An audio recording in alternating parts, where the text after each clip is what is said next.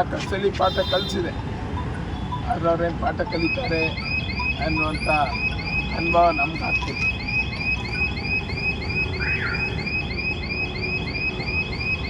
ಮಧ್ಯಾಹ್ನ ಎಲ್ಲ ಮುಗಿಸ್ಕೊಂಡು ಐಸ್ ಕ್ರೀಮ್ ತಿಂತಿರುವಂಥ ಟೈಮಲ್ಲಿ ಮಕ್ಕಳು ಉಂಡೆ ಸಂತೋಷವಾಗಿ ಆಟ ಆಡ್ತಿರುವಂಥ ಟೈಮಲ್ಲಿ ಬಂದು ಹೊಡೆದಾಕಿರುವಂಥದ್ದನ್ನು ನಾವು ಇದನ್ನೆಲ್ಲ ನೋಡಿದ್ದೀವಿ.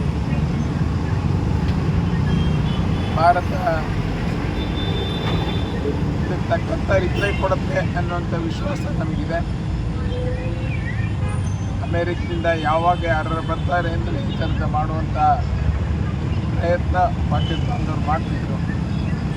ಅದು ಎಲ್ಲೂ ಆಗಲ್ಲ ಅಂಥೇಳಿ ಜಮ್ಮು ಆ್ಯಂಡ್ ಕಾಶ್ಮೀರ್ನ